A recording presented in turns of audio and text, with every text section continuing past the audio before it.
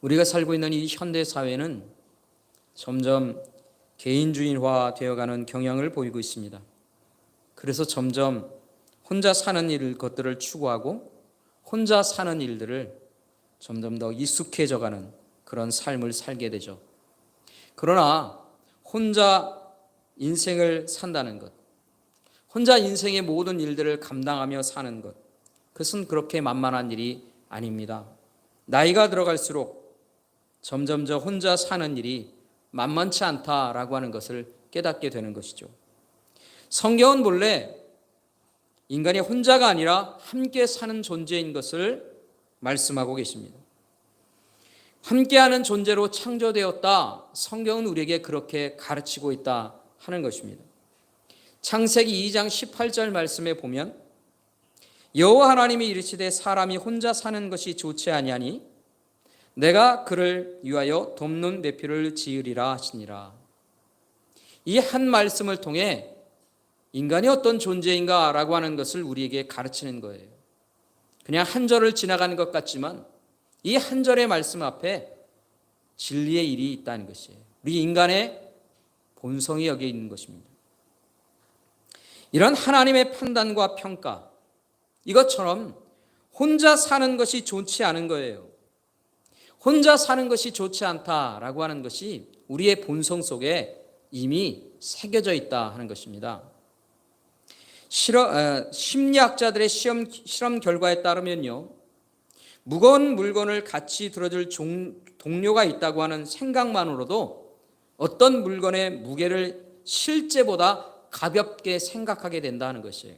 이런 것이죠. 무거운 물건을 볼 때 혼자 있을 경우에는 그 물건이 참 더 무겁게 그렇게 예측이 된다는 것입니다. 그러나 동료가 옆에 있을 때는요, 동일한 물건을 가지고도 덜 무거울 것이다, 그렇게 예측을 한다는 것이에요. 사람들의 생각과 사람의 심리라고 하는 것이 그렇다는 것입니다. 이처럼 인간이라고 하는 것은 누구나 함께 협력할 사람, 그런 사람이 곁에 있어야 합니다. 이것이 하나님의 창조 질서를 따라가는 거예요. 하나님의 창조 질서를 따라 선한 일로 행하고 있는 것이 된다는 것입니다. 여러분, 우리 각자에게 인생이라고 하는 무거운 짐들이 있습니다. 이런 인생의 무거운 짐을 함께 지는 사람이 있다면 어떨까요?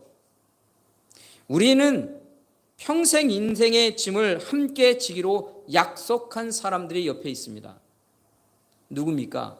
남편, 아내, 바로 부부라는 것입니다. 우리는 흔히 부부를 일컬어 일심동체다 이렇게 말하죠. 몸은 두 몸일 수 있습니다. 그런데 마음이 하나 되어서 하나의 몸처럼 살아가는 존재, 그게 바로 부부입니다. 부부가 그렇다는 것이죠. 인간의 협력 중에서 최고의 협력이라고 하면 부부간의 협력인 것이죠. 부부 안에서 이루어지는 협력, 그것이 가장 중요하고 귀한 것 아닐까요? 부부가 협력하여서 가정의 문제를 함께 해결해 갑니다. 부부가 협력하여서 주의 몸된 교회를 섬깁니다. 부부가 한 마음이 되어서 땀 흘리고 애쓰면서 하나님께서 맡겨주신 일들을 잘 감당해 간다면 어떨까요? 여러분, 이게 얼마나 귀하고 선한 일이냐는 것이에요. 하나님은 우리에게 이런 인생의 삶을 원하셨고, 그리고 그렇게 살아가는 것이 선한 일인 것을 우리에게 성경을 통해서 가르쳐 주는다 하는 것입니다. 여러분, 로마서 8장 28절의 말씀에 보면 우리가 잘 아는 말씀이 있는데 이런 말씀이죠. 우리가 알거니와 하나님을 사랑하는 자 곧 그의 뜻대로 부르심을 입은 자들에게는 모든 것이 합력하여 선을 이루느니라. 성령께서 교회와 성도들 안에서 일하십니다. 그 다양한 성도들의 삶이 있어요. 그 다양한 성도들의 삶의 상황과 형편과 이 상황들이라고 하는 것이 있다는 것입니다. 그래서 그 상황 속에서 다양한 일들을 하나님이 이루어 가십니다. 이런 다양한 일들이 서로 협력하여서 하나님의 뜻, 즉 선, 그 선한 일들을 이루어가게 하신다 하는 것입니다. 이처럼 합력하여서 선을 이루어가는 일들이 먼저 어디에서부터 일어나게 될까요? 이 일이 어디서부터 시작되게 되느냐 하는 것입니다. 가정 안에서 부부로부터 시작된다면 어떨까요? 이 참 귀한 일이 되는 겁니다. 그래서 이 교회 공동체를 세워갈 때 그 가정들 안에서 먼저 사실은 교회들이 시작되었어요. 그리고 그 가정들 안에서 하나님 앞에 서로 협력하여 하나 되어서 선을 이뤄가는 일, 그리고 그 가정들이 함께 모여서 교회 안에서 선한 일들을 이뤄가는 그 합력하여 선을 이루는 일, 이게 하나님께서 기뻐하시는 일입니다. 그렇게 하나님께서 우리에게 만드시고 역사하시고 이끄신다는 것입니다. 여러분, 사도행전을 우리가 보고 있는데 이 사도행전에 보면 교회에 일꾼된 사람들에 대한 이야기가 참 많이 나옵니다. 그 중에서 부부로 등장하는 사람들이 있어요. 두 부부들을 우리가 성경 안에서 보게 되는데 가장 모범적인 한 부부가 있습니다. 바로 아굴라와 브리스길라라고 하는 부부예요. 이 사도 바울이 복음을 전하는 일에 너무나도 귀하게 쓰임받았던 부부였습니다. 그들은 원래 로마에 살던 사람이었습니다. 그런데 글라우디오 황제 때 박해가 일어났어요. 그래서 로마에서 다 쫓겨나게 됩니다. 그래서 이 쫓겨나서 고린도에 정착하게 되었어요. 이때 사도 바울이 고린도에 왔는데 이 고린도에서 사도 바울을 만나게 되죠. 그리고 사도 바울의 동역자가 됩니다. 그리고 고린도 교회를 굉장히 견고하게 세워가는 일들을 감당하게 되죠. 이 부부에 대한 이야기는 우리가 사도행전 18장에서 보게 될 것입니다. 자, 그런데 오늘 본문에 보면 또 다른 부부 한 쌍이 소개되고 있습니다. 아나니아와 삽비라라고 하는 부부예요. 이 부부도 함께 한 마음이 되어서 서로 협력하는 사람들이었습니다. 마음이 하나 되어서 힘을 합하고 있는 사람들이었다 하는 것이죠. 이 아나니아 삽비라는 성령의 충만함을 입고 믿음으로 그렇게 교회 안에 세워진 사람들이었습니다. 그리고 이 부부가 교회 앞에 새롭게 결심하는 일이 있었습니다. 성령을 따라 그들이 새롭게 결심하는 일이 뭐냐면 자신들의 땅을 팔아서 그 값을 교회에 바치겠다라고 하는 그런 결심을 한 거예요. 이 결심대로 부부는 땅을 팔았습니다. 그리고 그 땅값을 사도들의 발 앞에 드렸습니다. 교회에 바친 것이죠. 우리말로 하면 헌금한 것, 헌물한 것, 그런 겁니다. 왜 그랬습니까? 교회 안에 있는 가난한 성도를 돕기 위해. 그래서 교회 안에서 함께 나눠지기를 원하는 마음으로 그렇게 했다 하는 것이죠. 우리가 지난 시간에 봤던 것처럼 사도행전 4장 36절과 37절의 말씀에 보면 이 비슷한 일을 한 사람이 있죠. 구브로에서 난 레위 족속 사람이 있으니 이름은 요셉이라 사도들이 일컬어 바나바라 하니 그가 밭이 있음에 팔아 그 값을 가지고 사도들의 발 앞에 두었다. 이 바나바의 일처럼 아나니아 삽비라도 동일하게 성령께서 주시는 마음을 따라서 이 일을 행한 거예요. 땅을 팔아서 그 값을 교회 안에 사도들 앞에 내놓았다 하는 것이죠. 여러분, 이때는요 예루살렘 교회에 성령의 역사가 시작되는 놀라운 일들이 일어나는 때였습니다. 오순절 성령 강림 사건 이후에 이 성령의 능력들이 나타나고 회개를 통해서 수많은 사람들이 구원에 이르게 되는, 구원의 역사 가운데 나아가게 되는 그런 일들이 있었던 것입니다. 성문에서 구걸하던 사람이 있었죠. 그 사람을 사도들이 일으켜 세우는 치유와 놀라운 기적의 일들도 일어났고 성령의 역사들이 계속해서 교회 안에 일어나게 되었어요. 교회가 세워지고 부흥하는 일들이 일어나게 되었다는 것입니다. 바로 이런 때에 아나니아 삽비라 이 부부도 땅을 팔아서 그 값을 구제와 봉사하는 일에 교회에 바치는 일까지 일어나게 된 것입니다. 이 한 부분을 이 부부가 감당했던 거죠. 여러분, 이 부부의 신앙이 어떤 신앙입니까? 교회 안에는 가난한 사람들을 돌볼 줄 아는 그런 성숙함을 가진 믿음의 사람이었어요. 성령의 인도하심을 따라 자신들의 땅을 팔아 헌신하겠다는 다짐과 결심을 했고 그 일을 실행으로 옮길 수도 있었던 사람들이다 하는 것입니다. 그래서 교회 안에 믿음의 본이 되는 그런 역할을 하는 사람이었다는 것이죠. 그런데 여러분, 이런 상황에서 너무나 두려운 일이 일어난 것이죠. 오늘 본문의 말씀을 보십시오. 오늘 본문의 말씀을 보면서 여러분 마음속에 무슨 생각이 듭니까? 두려운 마음이 들잖아요. 아나니아 삽비라 부부가 3시간 간격으로 죽어서 장사되는 그런 사건이 일어났다는 것이죠. 교회 안에 이런 두려운 일이 일어났다는 것입니다. 그렇다면 왜 이런 일이 벌어졌을까? 무엇 때문에 이런 일이 일어났느냐 하는 것입니다. 우린 참 이것이 아이러니한 거예요. 왜냐하면 사도행전을 통해 하나님의 역사, 성령의 능력, 이 성령의 역사하심으로 인하여서 교회가 흥황해 가고 있는데 왜 이런 무서운 일이 일어나냐는 것이죠. 우린 참 아이러니합니다. 왜 성경은 그냥 좋은 얘기 계속해서 이어가지 않고 왜 이렇게 무엇인가 걸리는, 무엇인가 두려운 일, 무엇인가 문제가 생기는 그런 일이 이 성경 속에 기록되고 있을까? 우리는 의아할 수 있어요. 그래서 오늘 이 일이 왜 일어났는가 하는 것을 우리는 생각해 보게 된다는 것이죠. 3절과 4절의 말씀 우리 같이 한번 읽어볼까요? 오늘 본문의 3절과 4절의 말씀을 함께 한번 읽어보겠습니다. 함께 하겠습니다. 시작.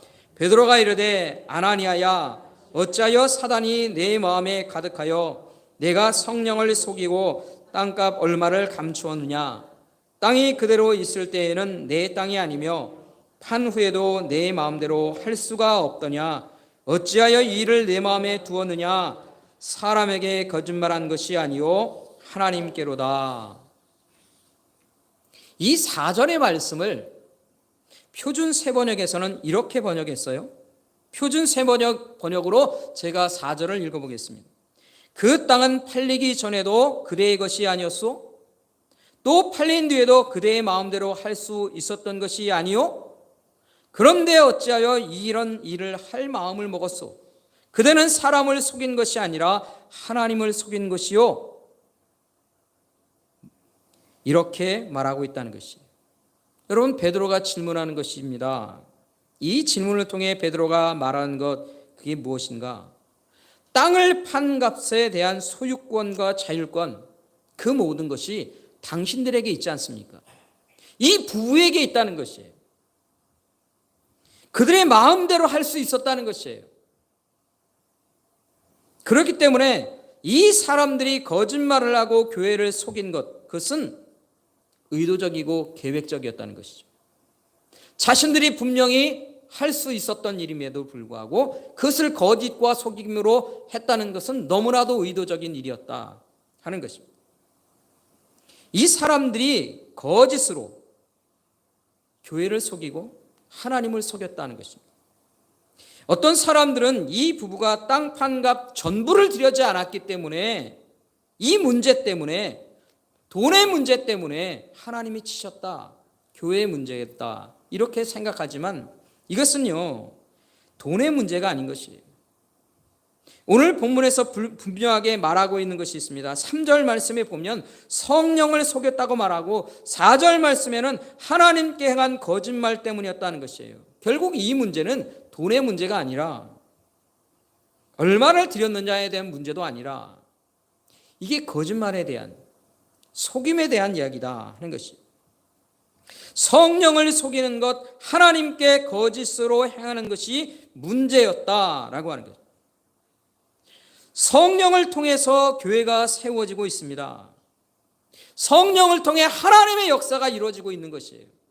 성령의 시대, 교회의 시대가 시작되고 있는 이 때에 부흥의 일들이 이루어지고 있는 이 때에 이들이 부정한 방법으로 헌금을 하고 있다는 거예요. 이런 태도에 대해서, 이 헌금하는 태도에 대해서 하나님이 다루고 계신 거죠. 그래서 하나님께서는 교회의 질서를 세우기 위해, 그리고 참된 헌금에 대한 분명한 교훈을 주시기 위해 이 문제를 아주 심각하게 다루고 계신 겁니다. 그래서 이 문제를 그냥 덮고 갈 수가 없는 거예요. 왜? 시작부터 정확해야 하기 때문에 그런 것입니다. 그래서 하나님께서 이 일을 이렇게 하신 거예요. 여러분, 이 부부를 한번 생각해 보십시오. 이 부부가 그냥 자기가 땅을 팔아 돈을 가졌습니다. 이것에서 자신이 헌금할 만큼 헌금하고, 집에서 필요하고 집에서 사용할 일이 있으니 그것을 좀 남겨두고 나머지는 하나님 앞에 헌금했다. 그것을 솔직하게 말하면 안 됩니까?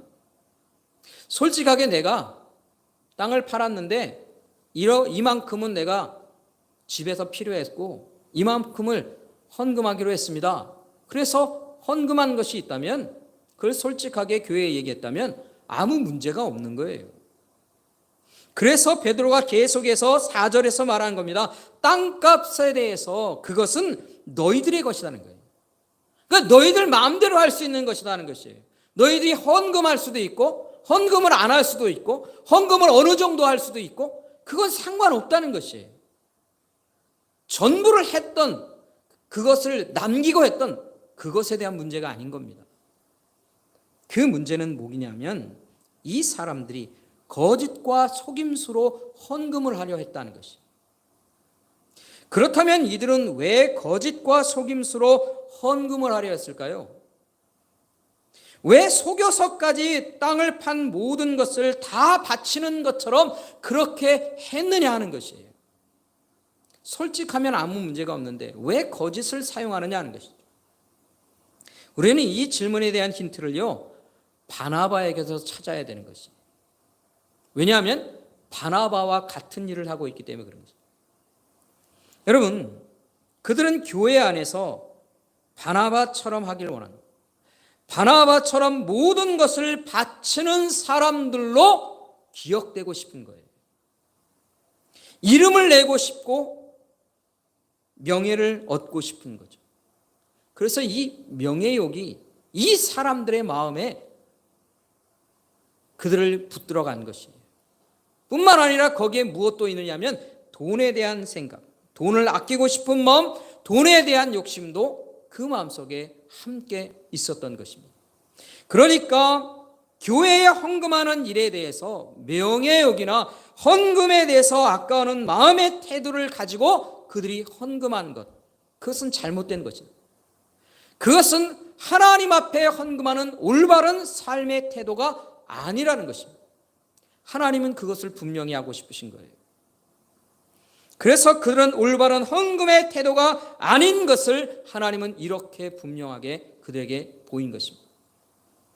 사랑하는 성도 여러분, 하나님께 헌금하는 일, 이것은 자랑이나 명예욕으로 하는 일이 아닙니다. 거짓이나 속임으로 행하는 것은 더더욱 아닙니다. 그렇게 할 수 없습니다. 그렇게 해서는 안 되는 것입니다.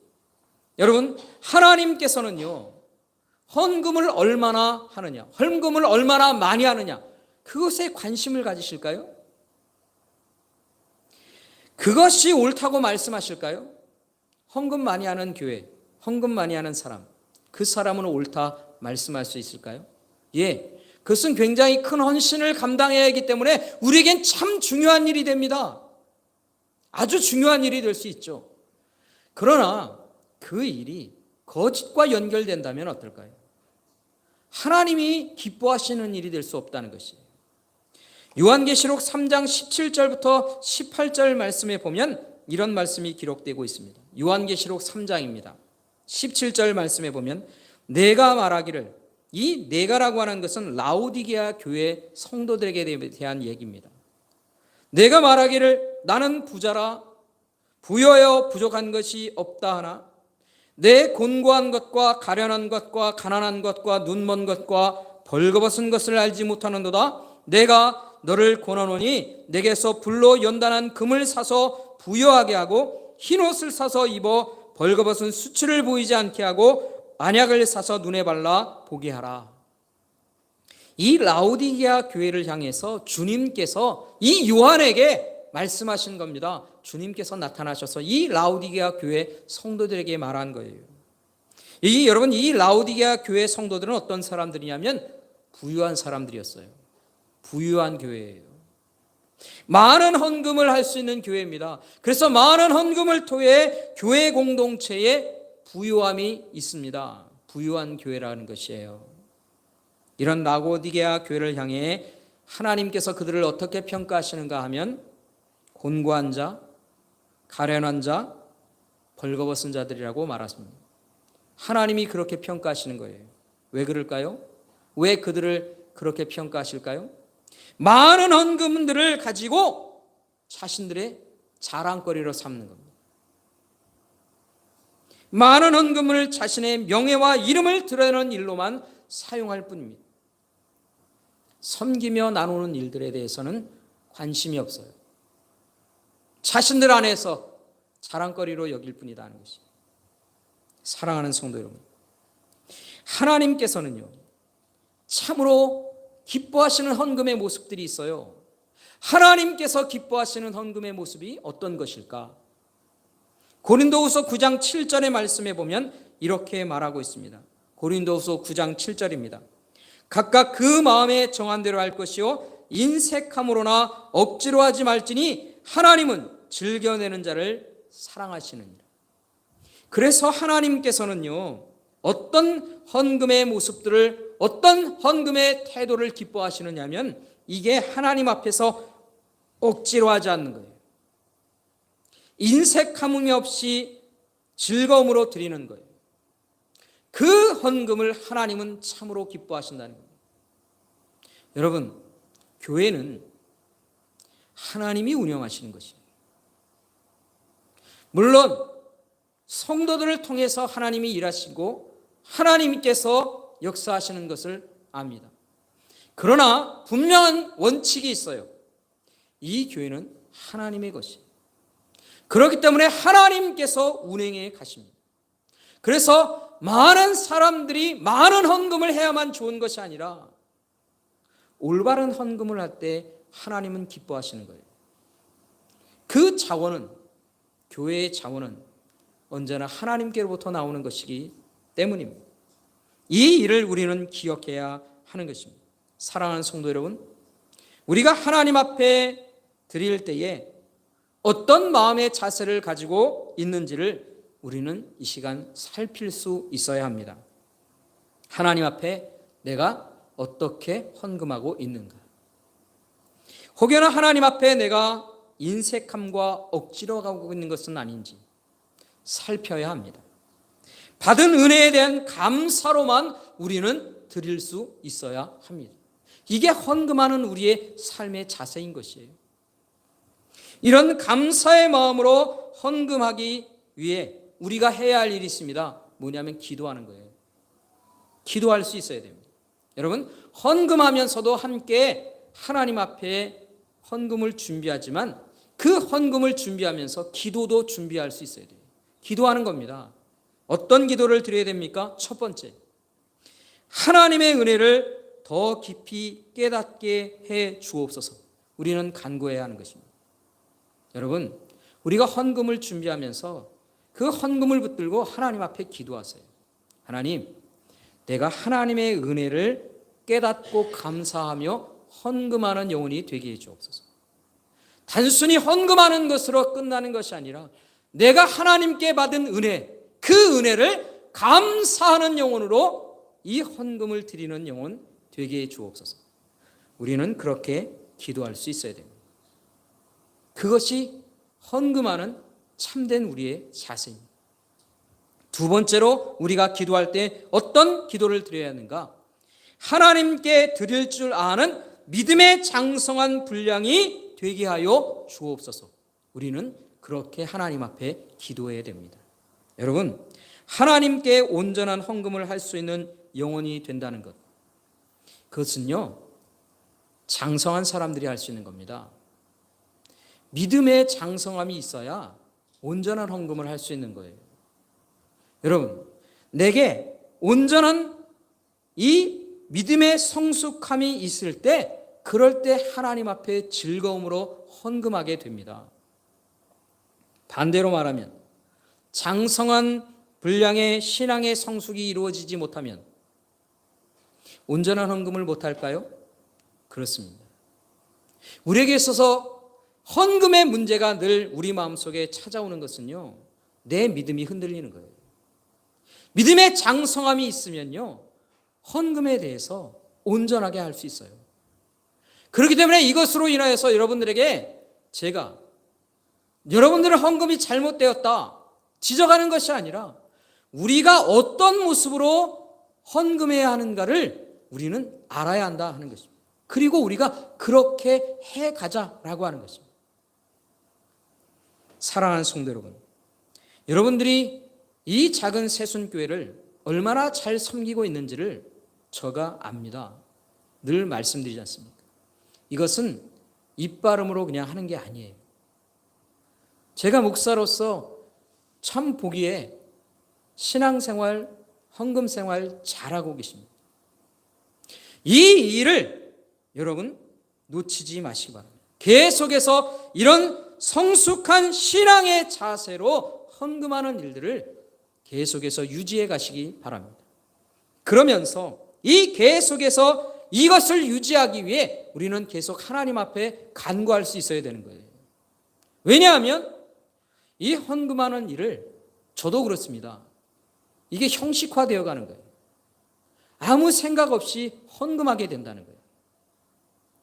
그것이 아니라 다시 우리는 헌금을 하나님 앞에 드리게 될 때 기도하는 일이 필요합니다. 하나님, 내가 이 헌금을 감사로 인하여 드리게 해주시옵소서. 하나님이 주시는 은혜를 깨닫고 감사하는 일이 되게 해 주옵소서. 우리가 그렇게 기도해야 됩니다. 뿐만 아니라 하나님, 이 일을 기쁨으로 감당할 수 있도록 내 믿음의 성숙함이 이루어지게 해 주옵소서.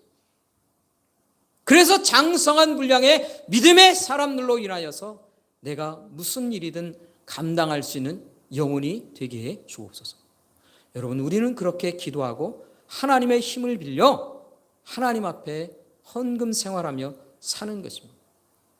왜냐하면 그렇지 못할 때 우리는 때로 우리의 마음속에 부딪힘이 있고 갈등하는 일들이 있고 때로는 속이는 일들도 일어날 수 있기 때문입니다.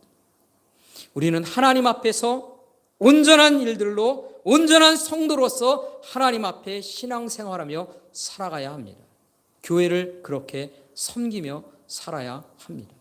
오늘도 우리가 이 말씀을 우리 마음속에 새기고 하나님 앞에 헌금 생활할 때 하나님 은혜를 기억하며 감사하는 영혼 되게 하시고, 믿음의 충만함을 통하여서, 성숙함을 통하여서 하나님 무슨 일이든 잘 감당할 수 있는 영혼의 성숙함을 가진 영혼 되게 해 주옵소서.